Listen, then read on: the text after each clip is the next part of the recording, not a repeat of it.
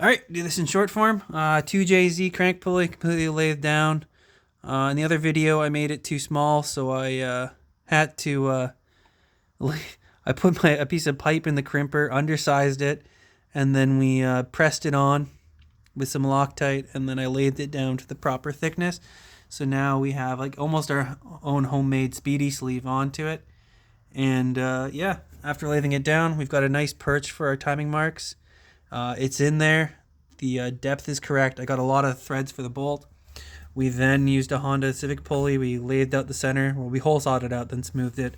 Then we laid that down and then pushed it all together, and it just lines up. And probably next week we're gonna go and get